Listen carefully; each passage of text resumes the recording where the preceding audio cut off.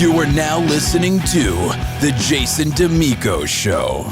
Greetings, folks. Welcome back to The Jason Damico Show. So happy to be back. It's been about a month since the last episode. It's been crazy around here with all these other projects and shows that we've had. And want to thank especially Spotify, iTunes, Simplecast for having us, YouTube as well, and all of our partners. Really appreciate you guys. Now, our guest on today's show has a total of 35 plus years experience in just about every role there is in the music business. She opened Sandbox Productions in 1997, and it morphed into a management agency, which organically led to becoming a booking agency.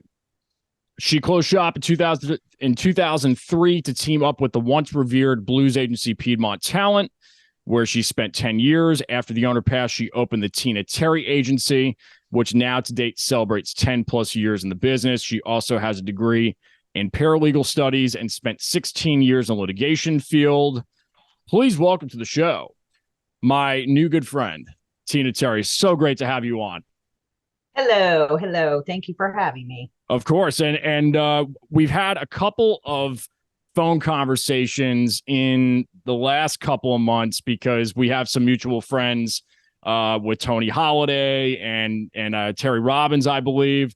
And, I when I first pitched the idea for you to come on and be a special guest on the show, I was like, I don't know if I really do this. It's like, it's not really my thing. And I kind of twisted your arm and coached you into being on. So just to have you on is an honor because you definitely have an incredible plethora of knowledge and experience that I'm really looking forward to covering today. So again, thank you for taking the time to be on.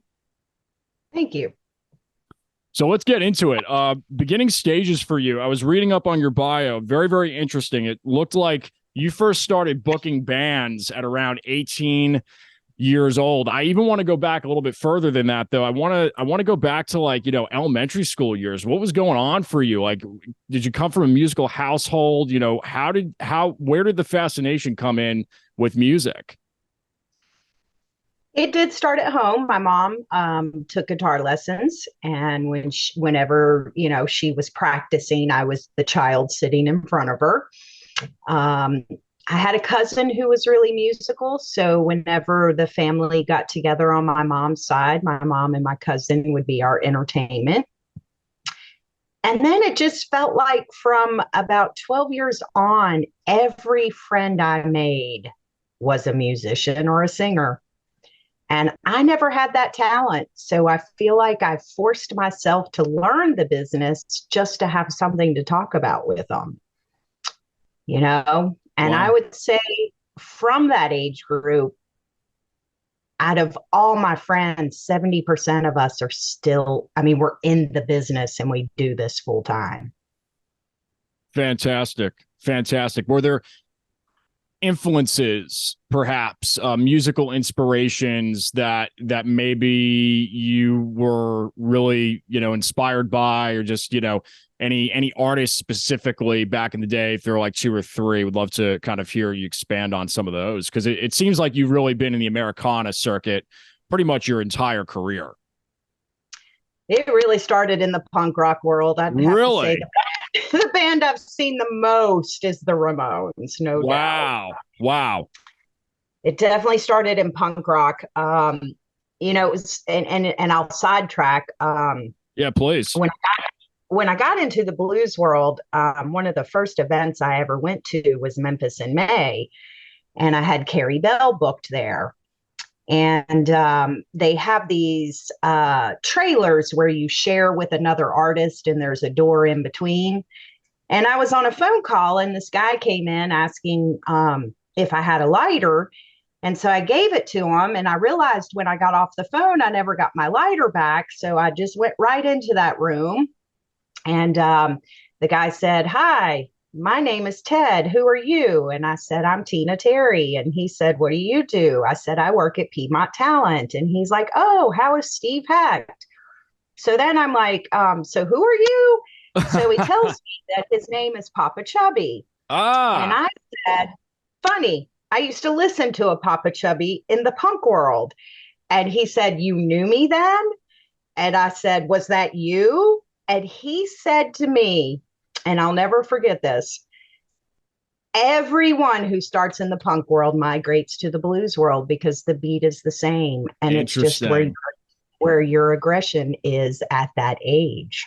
Wow. Wow. So there's a lot of us in the blues world that found it from the punk world. That's really interesting to me. That is really interesting. And I'll do a little sidebar as well for a minute and say that one of my favorite producers is Bob Rock. And Bob Rock, I'm sure you've heard of him. He's produced so many great artists, and Metallica really blew up their career with the Black Album, and worked with 311, which had like a punk influence kind of as well, alternative rock, and so many other incredible artists. He started he was doing some classical stuff in Canada and like jingles and whatnot, but then he really started cutting his teeth on punk music, and it's just I just see this trend, and it's very interesting to me. A lot of real staples in the music community for the last 30, 40, 50 years, like they had some sort of tie to punk. So you're in good company for sure. Well, I think a lot of what you're trained as an artist, and maybe it's just an old school mentality, because the jam world certainly broke the mold, but commercial success comes in shortness, and punk rock was always successful at that. They were in and out with their chords and everything in 1 minute. Yeah, absolutely. So, I'm a big Police fan. So, and they were one of those examples of the aggression of punk. I mean, Stuart Copeland started that band, really. I mean, and then Sting came in and just completely took over with the songwriting, it seems like. But same type of vibe. Like, these guys could play anything. They had the jazz background. They had incredible vocals. They had incredible songwriting skills and the aggression and the energy of that rock. So if there's a little bit, I think there's got to be a little bit of that punk element. It's kind of like garlic or onion or something, like just it's that taste that just brings it right out. Same thing with blues, right? Same thing with blues. If it don't have a little bit of blues, I don't know. And every pop song that I've heard, if it's got some blues in it, I can definitely listen to it over and over again. If it doesn't really have it, it's just kind of like bubblegum. Yeah, I'm a sucker for a good pop song. I think that's really where I feel like most who really want, in other words, the trends are all in the pop music. And so I still very much pay attention to it because I feel like, as a small genre that the blues are, it still trickles down. It still becomes a trend. And so do you want to be on the thumb of it, or do you want to be on the back end of it?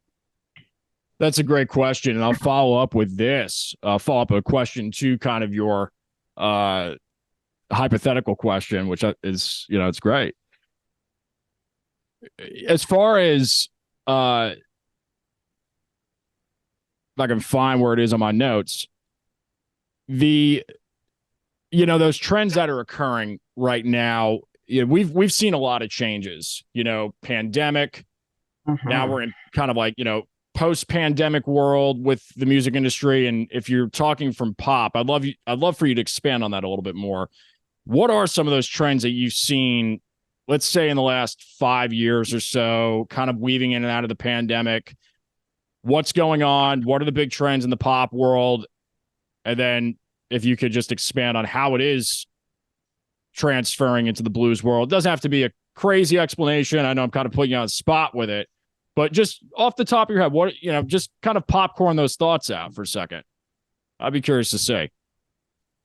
I mean, I guess I'll start with really one that I feel like has kind of covered the board, and we'll start with websites. When websites first came out, it was told have as much as you can, keep them forever. So pages were busy and they had record players and, just videos with jokes or whatever, just to keep people there. And now a website is meant to have so minimal And if you're really looking at it from a pop point of view, it's kind of more of like a gallery, because at that level, you're already going to YouTube to find them. Right. Um, so it's like a picture and some, the social media being connected, but less is more. And so in the blues world, you're seeing that antiquated thing. You're seeing that it took the elders so long to get websites, and that by the time they got these websites, they're outdated. And I feel like the buyer base, and this probably started a couple of years before the pandemic, we're in a change of the guard positioning. And the new people coming in are in their 20s. Mm-hmm. We want them to relate to this music. And that's how they relate, is through social media and websites. So a good place to start is just simplifying and having a nice website with a big picture. Otherwise, really the trend is commingling. It's getting the best bang for the buck with numerous artists.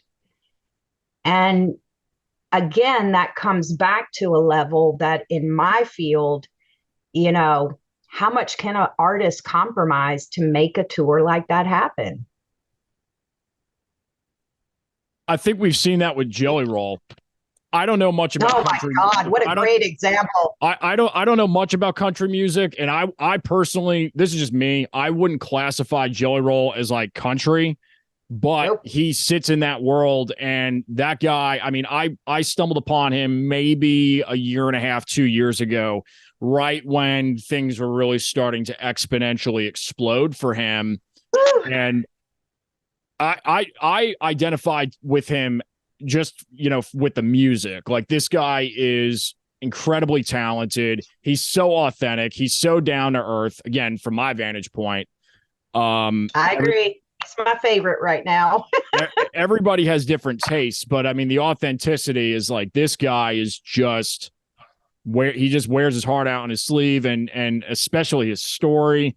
So I'm really excited to see that. And again, a lot of country purists. It's kind of like the blues world too. You got the blues purists, you got the country purists, but these people are engaging. These artists are engaging with other people, and doing it on a massive scale. So it's obviously resonating.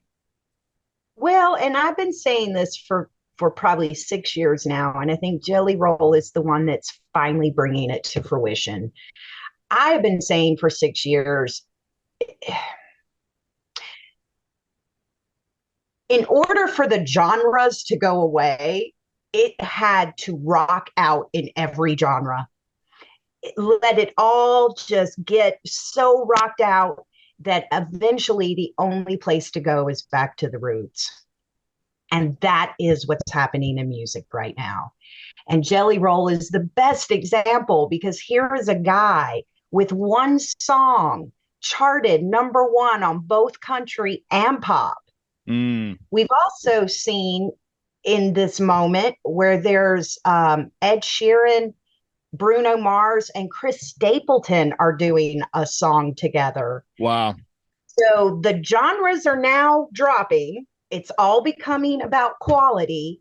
And I feel like that's where we have to get for this roots genre to not be discussed as jazz or blues, but just to be American music. And so I see that trend, and I'm grateful to Chris Stapleton and Jelly Roll for being the purveyors and doing that. Yeah. Because they are teaching people, you may not like country, but how do you deny that voice? I think we saw it also with, and I wasn't around for this, but we saw it with Stevie Ray, right? Stevie Ray was kind of one of those, John Mayer too. John Mayer, my God, right? So we do have them. It's like, it feels like once every 10 to 15 years, you just have and Chris Stapleton, another great example. Thank you for bringing him up. where they just come in, the talent is unbelievable, but they're so authentic and they can play. Like this isn't just some cookie cutter artist. This is a real raw original artist. And I think Stevie Ray brought it in.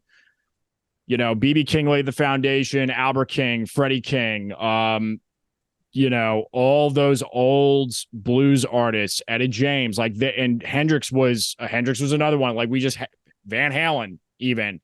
Like you just have these artists that come in and they're able to commingle, merge, and it's always a beautiful thing when that happens, because I just feel like all my favorite artists, they're really they're unable to be genre pigeonholed. You know, they're their own genre.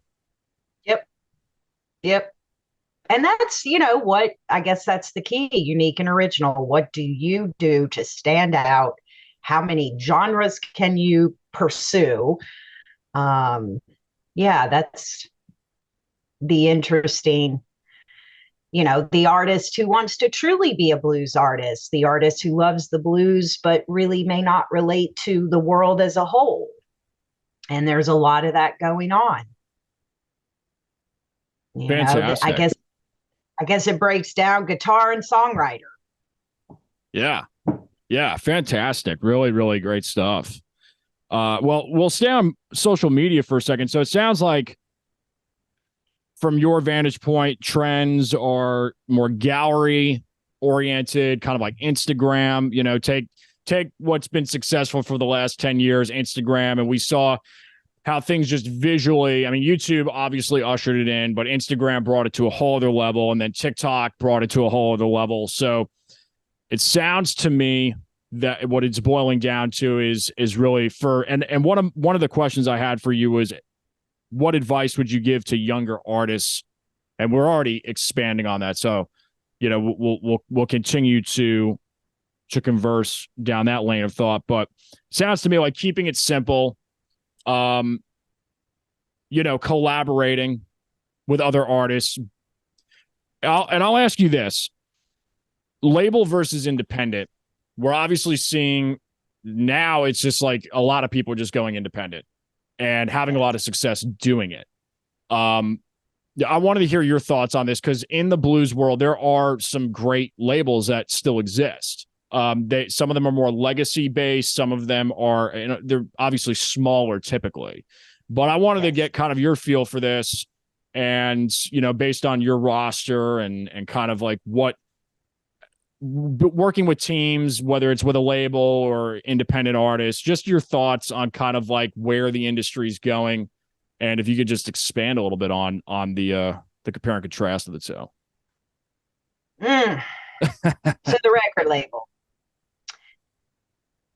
I went from the punk world to the jam world. So I come at the industry, especially from a record label front, from, live recordings and not caring if they were bad and just wanting to be a part of that live music experience.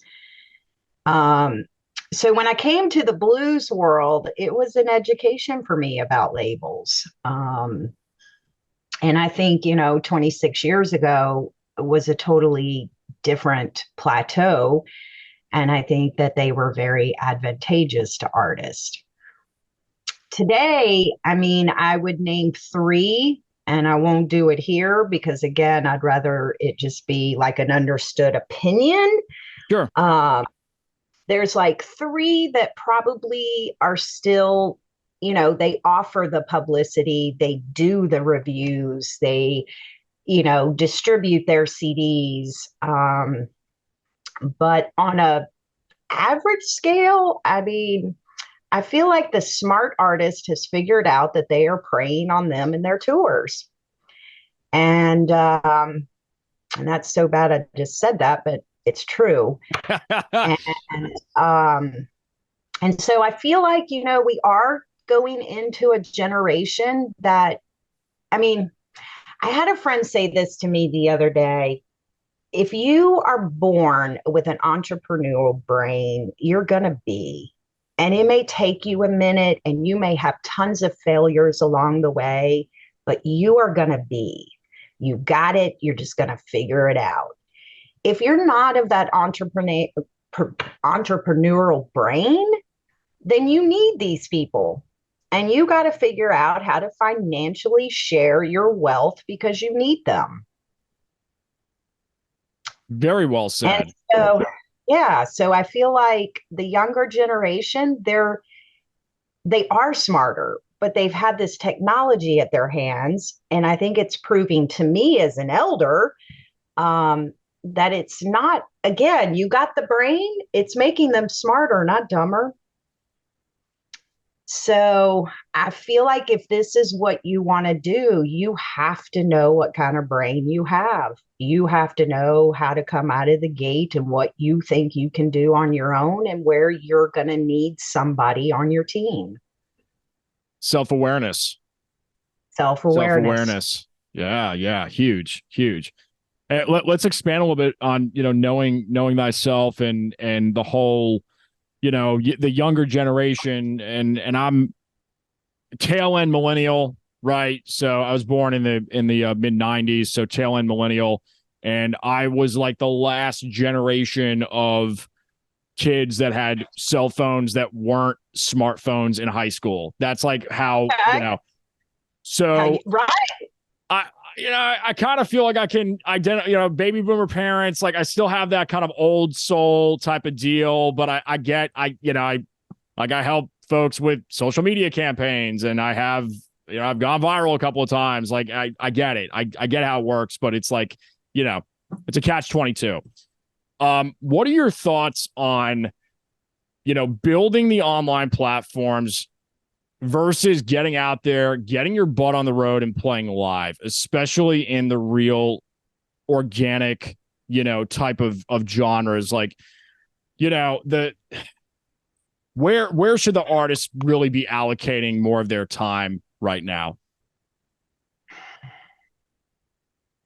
The old rule used to be, if you weren't touring clubs, you wouldn't get festivals. If you weren't doing festivals, you wouldn't get clubs.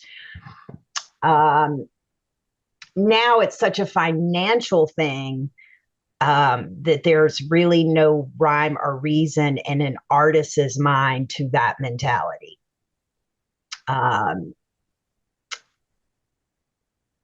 The touring side, and probably in like 2016 was about the day when it stopped funding the income.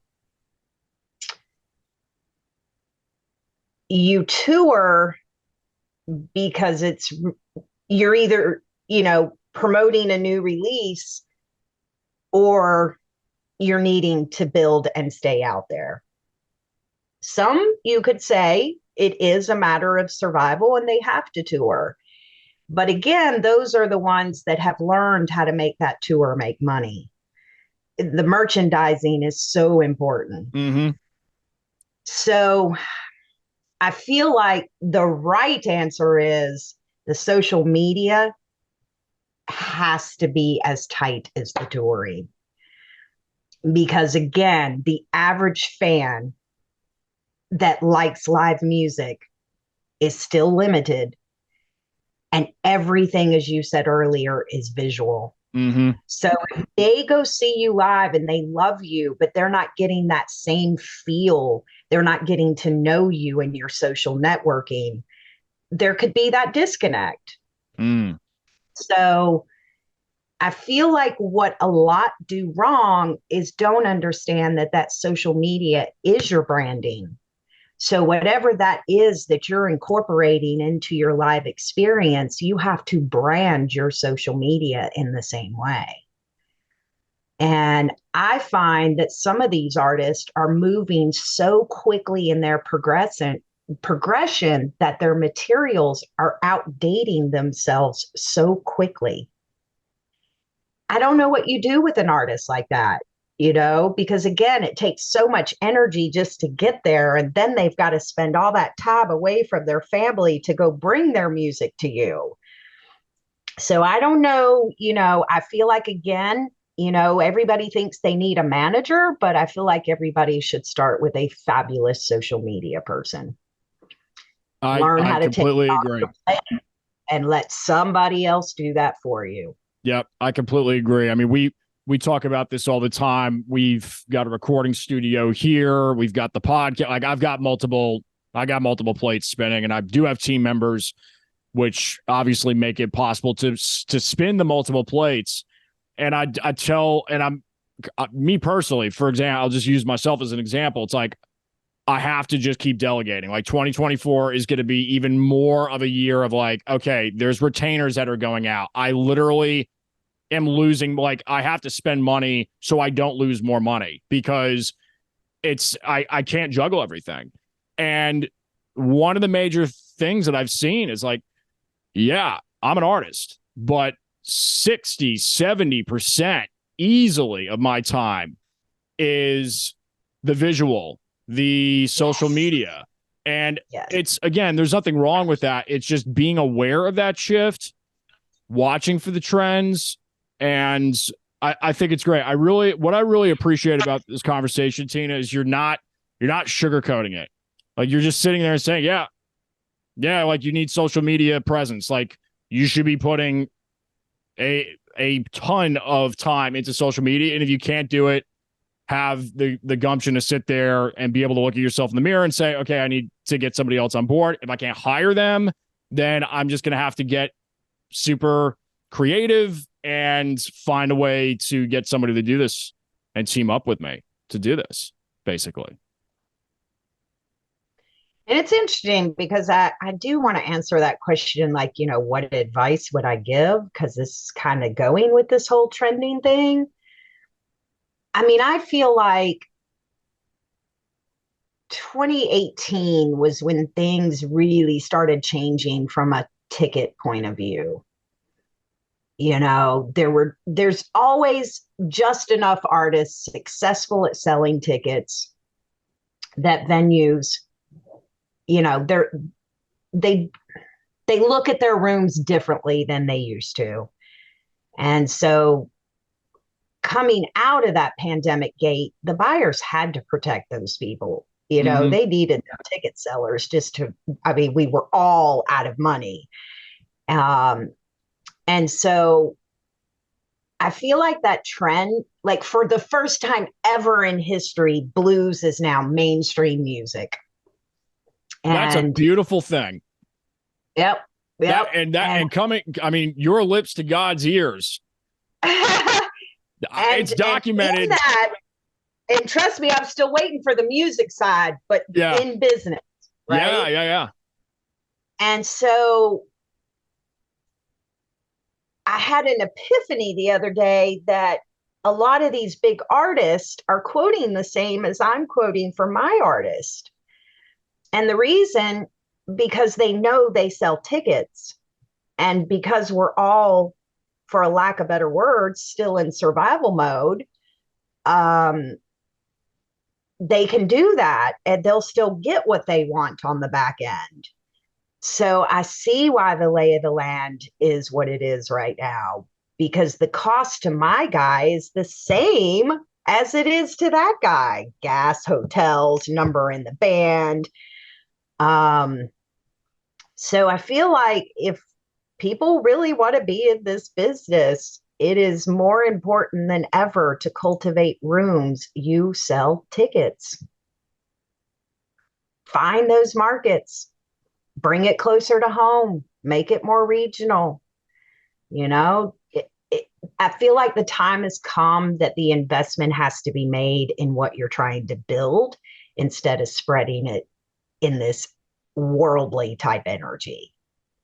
I mean, as an agent, sure, our job is to chase the money, to find the best money, to get the best events. But I feel like because that ticket thing is such a preference, the routing doesn't route like it used to. And so the artist, again, is paying that price because they're doing it as a one out. So I don't know. I feel like, maybe going back to like the beginnings idea, and saying, I've never really built myself in my state. And maybe it's not my town. Maybe it's the town two doors down. Because that's our goal, is to find our people and to find our tribes. So some people, it's not in their hometown. We've seen it. We've seen it on not a massive scale, obviously, yet, but we've seen this, and I know I'm smirking while you're talking because, and Tina, I know you'll agree with me on this. There's no better publicity than those super fans that just won't shut up about you. They're after they've had that experience, and I can humbly, I'm grateful, and I know Tony's got these fans, and yes, he does. it just takes it's just an incredible thing. But you said the word investment, right? It takes investment. There's no shortcuts. It takes sweat equity to do that, and you've got to be able to deliver. Yes. But there really is no better feeling though to have, and then it kind of can create its own momentum cycle, and it helps. Obviously you have to put in the work, but it is really nice when you do have a good amount of those people that can really help just get the word out. And the next thing you know, it's like I can't tell you how many times we've had shows booked just because somebody told somebody. And those end up being the best shows that are not the pain in the ass. You know what I mean? Correct. So I'm sure you can attest to that, right? It's a relationship business. It's a vouching business for sure. And while we're talking about the booking side of things, I'd love to just expound that for a second. If you had to say one or two major challenges that you've kind of faced and overcame over the years with this industry, or if there's been just a common thread over the years, what would those be, kind of off the top of your head? I'm curious to see what I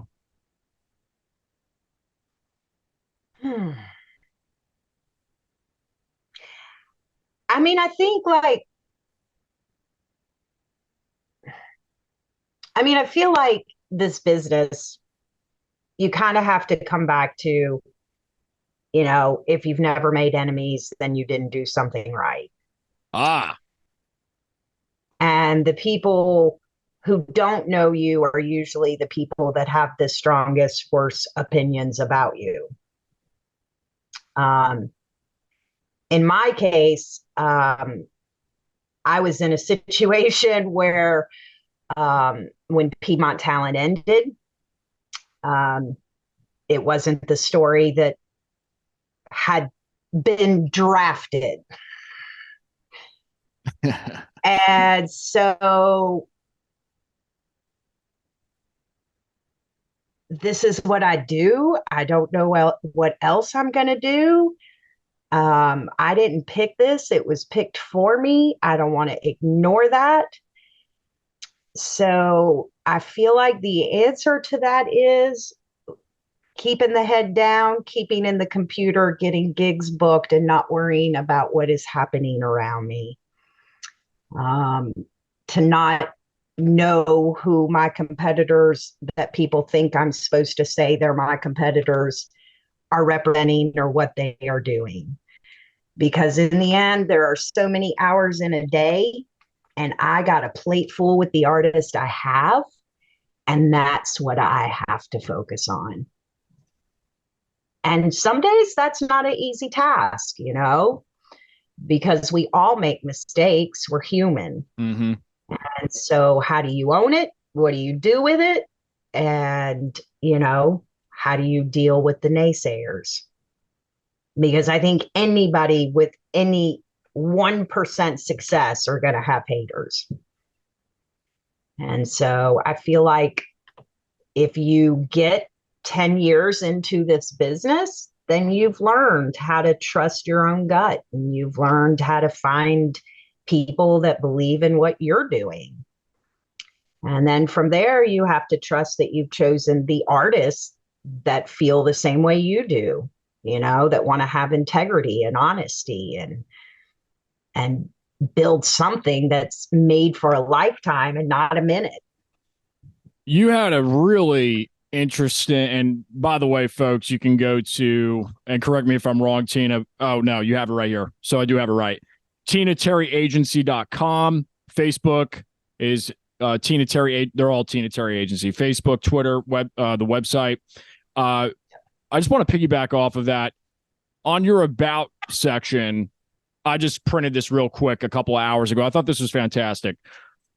We being the Tina Terry Agency, not me, Tina, we are dedicated to booking the roots of American music that respects yesterday's times and is relevant to today's musical environment. We are dedicated to do the utmost for music and the people who sacrifice so much to bring it to the public, to continue with honesty, as you said, hard work, creative thinking for the benefit of all people behind the music, to make the booking experience a pleasure for everyone involved. Now, I laughed out loud when I read the last sentence because, it's just things can get very haywire very quickly. I'll round it back to, for great quote. Really, really love that mission statement. As far as making the booking experience as much of a pleasure as possible, what could you say would be a few tips as to creating that space for a pleasurable booking environment in your words? You're going to get me in all kinds of trouble, Jason. That's all right. I've got a lot of people in trouble, and they somehow still sign the release forms. It's all good.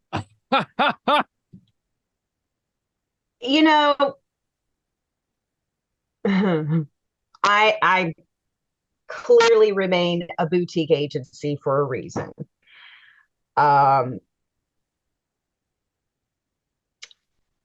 My quotes are my quotes. You know what I mean? If it's negotiable, I'll be honest about that. Otherwise, I'm not here to waste 10 correspondence, phone calls, emails, trying to find out the max. And as a person who is also a talent buyer, I feel like that's why I became that type of agent, because I feel like anybody who does this for a living understands the game. Let's make a deal. Right? Yeah. My artists have, amounts that they need. And so I don't know. Yeah. If that makes sense without, of course, because, again, we all have to have our way of doing our jobs. But to me, that's the old school style that I'd like to see maybe not stay around. Sure. Your paralegal background, I thought that was really interesting. We had a brief discussion about that on the phone, however many months, a couple months back. And in your bio or somewhere where I read, it obviously plays a large, and anybody would, half a brain would realize that, hopefully, that having some sort of legal background would help with all the, contracts and negotiations and correspondence that go into this, and just like good business measures. Would love to just talk about that though for a second. Your background in that, you have an extensive background in it. Thoughts, comments, whatever, I mean, research is my thing. That's what I love. So being a paralegal was just a natural place to go. I really, really loved my job. I just didn't necessarily morally feel that it was aligned in my purpose. And so when I left to come to the music business, I joked, it took me 5 years to finally start saying, I thought I left an immoral business to go to the most immoral business. So that's where that experience paid off. That's the quote of the day right there. Yeah. Well, speaking of morality and whatnot, I'd love to pivot as we kind of start uh start doing a soft close here and start fading out. You know, spirituality. I always, well, not always, but typically, if I feel like somebody's got a real, I believe personally, everybody's spiritual being.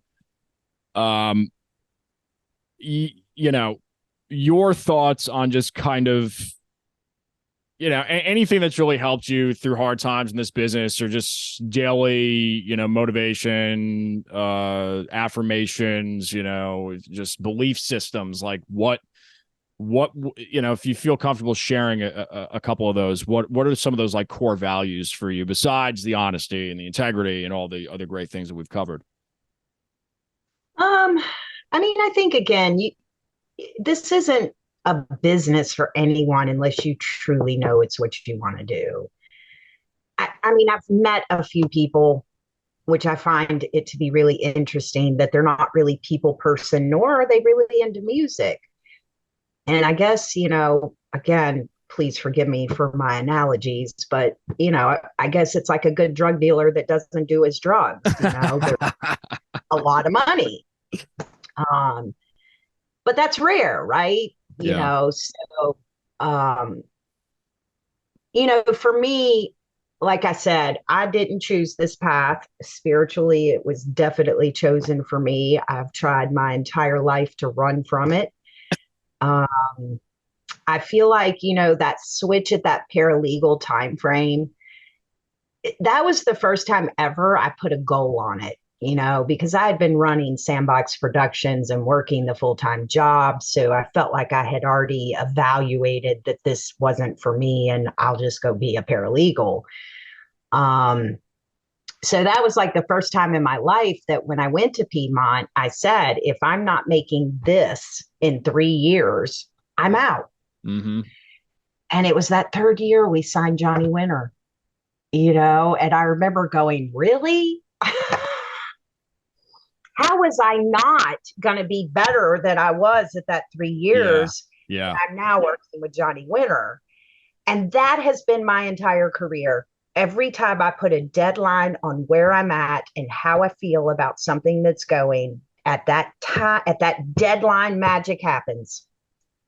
And I think that's when you're in the right place. It's almost like well, not to get too woo woo or anything, but it's almost like you're manifesting that expectation. So you're setting it. You're not doing it from. I don't know if you're doing it from a place of like pressure per se, but you're doing it from a place of intention. And then that intent that you're, here's the goal, here's what it is, you're focused on it, and it's happening. And that's right. You were Johnny Winter's booking agent for a number of years. I remember we did talk about that. I gotta ask. I mean, just what a legend. He's one of my personal favorites, especially his first record. I think it was in like '69 or whatever. And also the fact that Tommy Shannon was his bass player. That's always kind of like a really cool trivia slick thing that I like to pull out with like just like blues conversations. A lot of people don't realize that. And it's like, man, Tommy Shannon was like, this dude was no joke. And to have like Johnny Winter's bass player, again, I'm a big Stevie Ray guy. So to have him in with the band, it couldn't have hurt. But for you, and I met Johnny about 3 months before he passed, believe it or not, up in upstate New York. And he was very kind to me, very nice. He obviously, his health was just deteriorating at that point. But he saw I still have this signature on my Strat in the other room. But stories for you, anything that just sticks out in particular, just anything fun or memorable, that just, that not the average person would know, since you knew him probably quite well, I would imagine. Yeah, there were so many good times. Johnny really was amazing. I think the thing that I would say is what really impressed me the most about Johnny is that he really did pay attention to what was happening. He watched the openers who opened for him. He would comment about the ones he liked. And I feel like the person that I saw that happen with twice is an artist out of Florida. His name is JP Soares. And the first time JP opened up for him, JP brought his guitar in for Johnny to autograph it. And JP plays a very basic, inexpensive guitar. And Johnny was like, "This is what you were playing. You got all that out of this?" And he was just so amazed because, kind of at first, and I think it would always take JP to back this up, but I think Johnny didn't want to sign it because it was a cheap guitar. And JP was like, "No, man, that's my guitar. I play that." And then we'll say 2 years later, we were in Florida, and JP was there. And when JP walked in to see Johnny again, Johnny sang his lyrics off of his new album to him. Wow. And so it did prove that if he liked you, he kept up with you. He believed in this music, and he very much wanted to know who the younger people were. That's great. And that's that was a point I actually had on here that I was curious to hear your thoughts on, and then we'll close out, which is, keeping the blues alive, right? It going to the next generation carrying the torch, so to speak. And we've seen this with, openers, right? Some of these opening acts, they'll come in and they'll just catch fire. Maybe it'll happen on the road. Like they just get under the wing of, some of the older peers, and they will, kind of give them that platform. And I was curious to hear kind of your thoughts on that. Is that still basically the model from your standpoint, from the talent buying standpoint? I know that a lot of artists, from what I've heard, they'll, sometimes there'll be these buy-on type of tours or whatever. What are your thoughts on that? Is it still organic growth in your opinion? Or does it get to a point where there's an artist that's, younger or whatnot, and they just want to kick things up a notch? And is that, is that kind of still like the model? Because I think that used to be, I wasn't around back in the 70s, 80s, obviously, but I heard that was a lot of successful careers were started with that model. I mean, that model, again, well, it just depends, right? I would think. Yeah, I mean, because again, you got to have the talent. You Right. know what I mean? Right. Like, I feel like I want to sidestep to Alicia Keys, but I'm just going to say, let's say Alicia found the last loophole with SoundScan. And that is how she charted #1 on that first album. Had she not had the talent to have had that resource, would have been Milli Vanilli all over again. Right. But because she had the talent, it worked for her. So, no, in other words, go beyond grandma and aunts and uncles and really dig into people that you don't know. This is why America, or what was that first, not America's Got Talent, but the first one. It's why American Idol. Thank you. It's why it was necessary evil. Simon was there to say, you suck. Right. Because their whole life they had been told how great they were because they never got out of their family zone. Right. And then once because you've been validated by other people who don't know you, that plateau will always work. But again, it's a plateau that you have to have money to make money. Mm-hmm. And that's why I would say the organic never fails, and you don't have to have talent. You just have to know how to keep it narrow and focused. And most artists are too broad to know how to do that. Very well said. Even as an agent, I have a hard time because I do what, I have to back what this is my artist is doing. But I also have to get them to still hear me that may not work. So it's a fine line. Very well said. I'm not here to take the dreams away, right? I'm not here to take the dream away. No, very, very, very well said. Future plans for you, Tina. 5-10 years down the road, I'm guessing you'll probably still be doing this, but your thoughts and just kind of like any cool projects or things that are coming up for 2024 and beyond. I am excited. I've finally come back to the festival production world. I have partnered with Brevard Music Group out of Cocoa Beach, Florida. And July 13th and 14th in Cocoa, Florida will be the Ballroom Blues Fest. I'm super excited. I feel like we've got a fabulous lineup. Let's see if I can get it off the top of my head without forgetting somebody. We've got Robbie, who's from Florida. We have Tony Holiday. We have King Solomon Hicks, Larry McCray, Pat Travers. We have Eden Brent, the Bone Shakers, Katie Henry, and Allie Venable. Very cool. Very cool. Love it. Love it. So that's going on for a weekend in mid-July, it sounds like, down in Florida. And we're billing it as the first ever indoor festival. We are going to bring you AC. Woo! Lord have mercy. I love it. To be continued, but all is going well. I'm excited. So yeah, in 10 years, I'll still be a booking agent.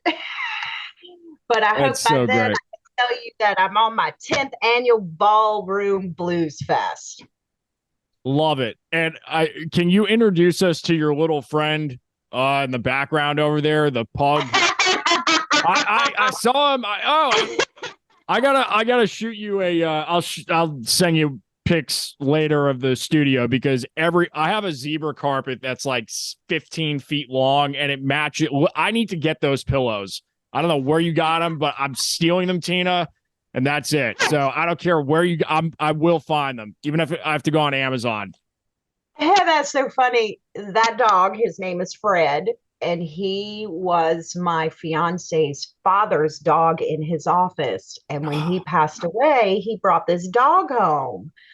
And he has been sitting on the couch ever since. And he stares at me and then he tells me when I'm doing well and when I'm not. We have a lot of friends here as well. Some of them, they get sold at the merch table, and others, they don't quite make it there because they're just they give you that look, and it's like, yes. Are you really yes. doing this to me? And are you really going to take up more space on my desk? I do collect toys. Yeah. We have a problem here with it seems like we both have the same problem. I'll send you a couple of photos. Oh, please do. I love toys. So to wrap things up, I like doing a little thing at the end. It's very quick. It's just the shootout. I just say a word and you just fire the first word that comes back to mind. It's always industry related to the guest. And it's just fun. There's no right or wrong answers. It's just kind of like whatever. Blues. Bar. Americana. Porch. Booking.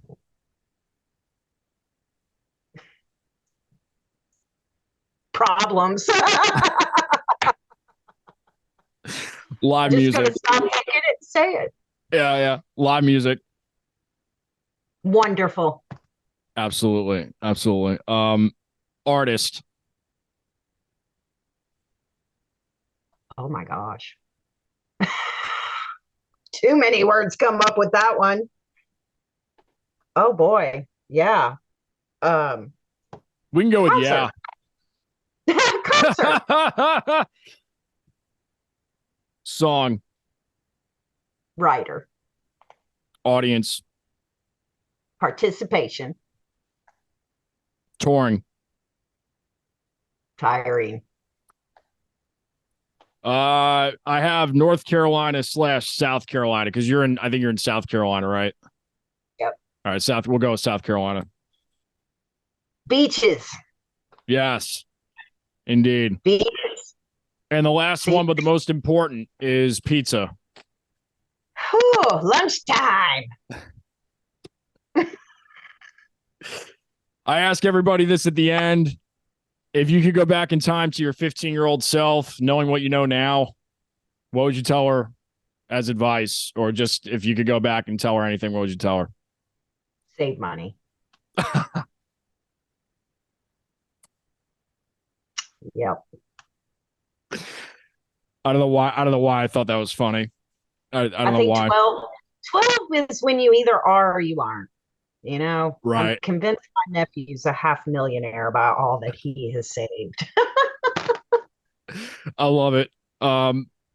This has been phenomenal. I'm so grateful that we were able to make this work, and thank you again for taking the time to come on. Again, Yeah. folks, TinaTerryAgency.com, Facebook.com/Tina Terry Agency, Twitter, Tina Terry Agency. It's X now, but I think it's still Twitter.com. But y'all are on there. You'll figure it out. Any final thoughts before we close this out?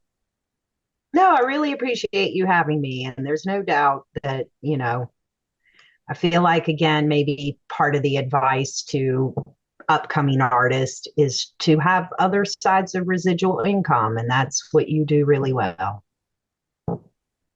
Great. The acting and the music. Absolutely. Absolutely. Well, you guys have been watching and listening to the Jason Damico Show with special guest Tina Terry. And don't forget to follow her on Instagram, Facebook, Twitter, and whatnot. Go to the website, and we will see you all on the next episode. Peace.